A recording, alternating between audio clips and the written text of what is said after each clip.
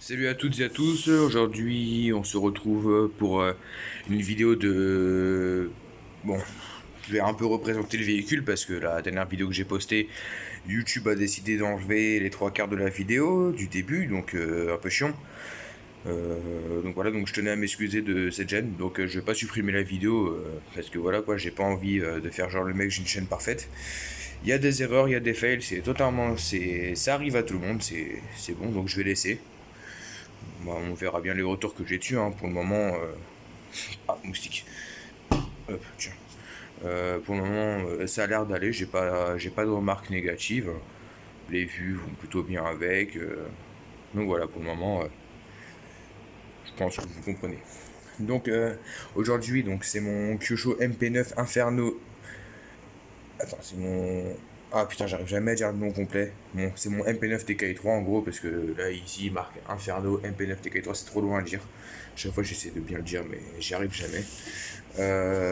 Voilà, donc il est équipé d'un moteur Nova Rossi plus S4.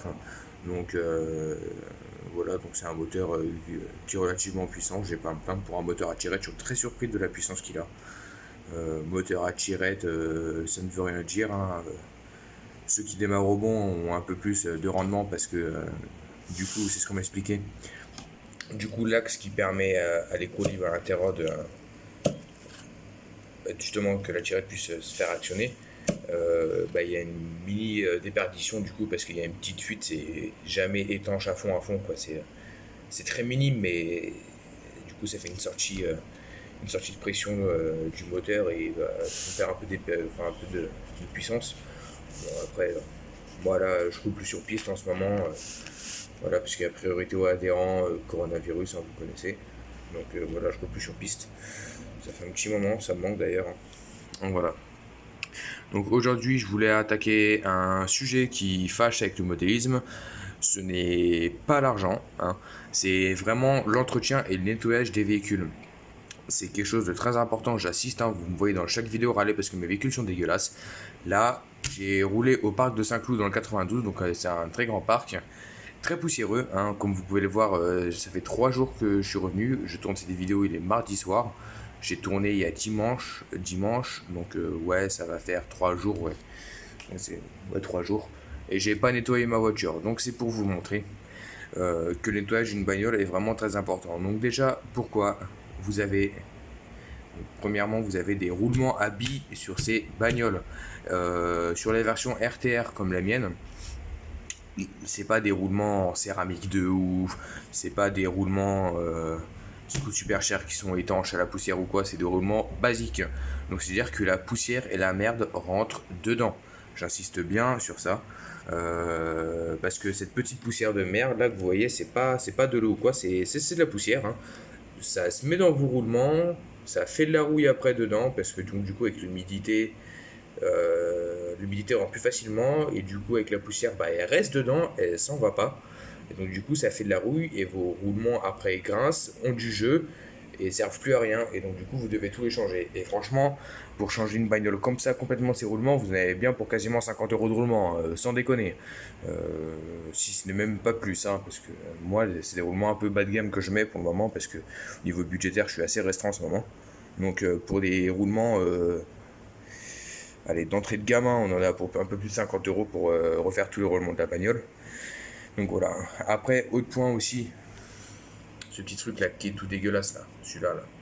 Hein, c'est ce qui s'appelle un filtre à air. Bon, vous devez le savoir quand même si vous avez une voiture thermique. Donc ça, c'est à changer très régulièrement. La mousse extérieure peut être nettoyée avec du savon blanc de préférence. Hein, mais quand on voit comme ici que la mousse intérieure commence à être attaquée, c'est mort, faut changer le filtre à air. Donc là voilà, je vais essayer pour vraiment vous montrer un exemple. Parce que là donc du coup toute cette petite poussière de merde, si vous le laissez trop longtemps, va rentrer dans le moteur. Donc du coup après vous allez limer votre piston. Et donc du coup vous allez baiser la compression de votre moteur. Et donc du coup bah voilà quoi, ça sera complètement mort pour votre moteur. Et chemise piston sur un moteur comme ça qui vaut 300 balles lui tout seul. Enfin de ce qu'on m'a dit, hein, j'ai pas regardé les prix, j'arrive pas à les retrouver. On m'a dit qu'un moteur comme ça c'est... Ouais, ça tourne pas loin, ça tourne entre 250 et 300 balles qu'on m'a dit. Chemise piston, c'est pas loin des 150 balles. Ah merde, le l'électro qui s'est barré. Donc 150 balles juste pour un chemise piston parce qu'on n'a pas changé un filtre air qui vaut 5 ou 6 euros les 10. Hein, vous voyez. Donc je préfère largement mettre allez, 10 balles en tout avec l'huile des filtres air, le changer toutes les 3 sorties et préserver mon moteur au maximum, quoi. Donc voilà. Donc après aussi, il y a le pot d'échappement. Du coup, après, si vous ne nettoyez pas, regardez ce que ça fait. Là, j'ai fait exprès de pas le nettoyer, hein. Et là, c'est mort, je pourrais pas rattraper ça. À moins de le lustrer avec des machines spéciales et tout. Je pense pas qu'avec ma Dremel, je pourrais le faire, hein. Je vais plutôt amocher le moteur qu'autre chose. Donc voilà. Donc cette petite poussière de merde, elle assèche pas mal le plastique. Plastique qui est sec, plastique qui devient cassant. Donc qui dit cassant, qui dit bah forcément que ça va casser plus vite. Donc vous allez foutre de l'argent dans les pièces inutilement, tout ça parce que vous n'avez pas entretenu votre bagnole. Hein. Ça là, le coup du filtre air là, allez fais la coin s'il te plaît parce que là, il va sécher, il va se craqueler. Donc après vous aurez des entrées d'air autres que le filtre air, donc les merdes vont rentrer plus facilement. Voilà. Après, il y a la cloche d'embrayage. Ça c'est un truc qu'il faut vérifier. S'il y a de la merde qui arrive à se glisser dedans, bah ça va limer les maslottes dedans aussi. Et bah ouais. Et puis après changer les maslottes. Si vous voulez des maslottes de bonne qualité, faut au moins mettre 30 balles dedans, hein, pour des bonnes maslottes Mugen quand même, hein, qui tiennent le coup. Donc franchement ce serait dommage de changer. Hein. Après, au niveau des servomoteurs ça craint pas trop. À l'avant j'ai mis un waterproof donc voilà, poussière, on s'en fout. Autre petit point sur les thermiques. Vous avez des freins à disque, hein, et souvent c'est des plaquettes en papier. Et quand vous avez la poussière qui se met entre le papier et le disque, ça va limer le papier encore plus vite.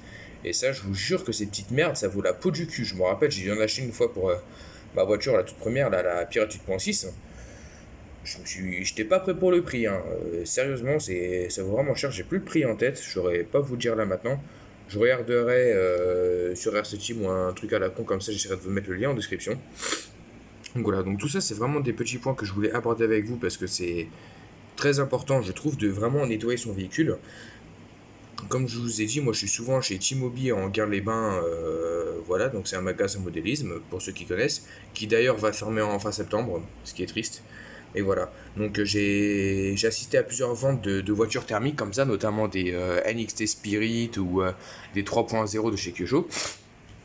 Et les mecs ils reviennent une semaine après, la bagnole dégueulasse, ils comprennent pas, ouais ma bagnole elle est cassée, on la voit la bagnole, on a assez de terre pour faire un plant de cannabis avec quoi, non mais sérieusement c'est abusé. Mais d'ailleurs je sais pas si le cannabis pousse dans la terre et je veux pas savoir, hein. Donc voilà. Voilà, c'est plein de petits détails comme ça qui font que vous allez préserver votre véhicule plus longtemps et que vous allez pas acheter des pièces, parce que si vous achetez des pièces régulièrement, que ça casse tout le temps, bah, vous serez dégoûté du modélisme et c'est dommage, puisqu'en plus en ce moment c'est un truc qui se perd le modélisme, on va pas se le cacher. Et donc les peu survivants qui restent parce que c'est des vrais passionnés, mais si on peut ramener des gens en plus dans cette passion, les faire rester, c'est vraiment cool quoi. Donc voilà. Voilà. Donc je pense que après cette vidéo là, je vais tourner une vidéo des arnaques qu'on peut trouver sur le bon coin pour des véhicules d'occasion. Donc j'ai vu pas mal de vidéos sur YouTube par rapport à ça. J'ai pu remarquer qu'il y en a, ils ont oublié quelques points qu'on aimerait bien savoir qui peuvent vraiment aider. Donc moi je vais vous le dire tout ça justement dans cette vidéo là. Donc celle-là je vais la poster ce soir et l'autre va suivre parce que je vais la tourner directement après. Donc avec ma bagnole dégueulasse, hein. Donc voilà. Donc je vous dis à une prochaine vidéo. Prenez bien soin de votre véhicule, c'est un sacré investissement. Donc ce serait un peu con quand même que je me répète encore, hein, de racheter des pièces pour rien, alors que si on aurait passé un petit coup à la bagnole, durerait plus longtemps quand même, hein. Je vous jure, c'est vraiment pas des crasses que je vous dis. Donc voilà, donc prenez bien soin de votre véhicule, passez un petit coup de dent, un petit coup de chiffon et essayez de démonter les deux trains pour passer vraiment un bon coup dessus. De mettre un petit coup de WD-40 sur les roulements vite fait ou quoi, ça coûte rien, hein. Bah, si ça coûte du WD-40, mais bon, une bouteille de WD-40, ça dure longtemps quoi. Et voilà quoi, c'est même pas 10 balles la bouteille et vous durez très longtemps avec quoi. Donc voilà, sur ce je vous souhaite une bonne soirée, une bonne journée, je sais pas quand est-ce que vous regarderez cette vidéo. Je vous souhaite bon courage et j'espère que mes conseils vous auront apporté de l'aide. Parce que c'est un peu mon but justement, voilà. Donc voilà, bonne soirée et ciao tout le monde.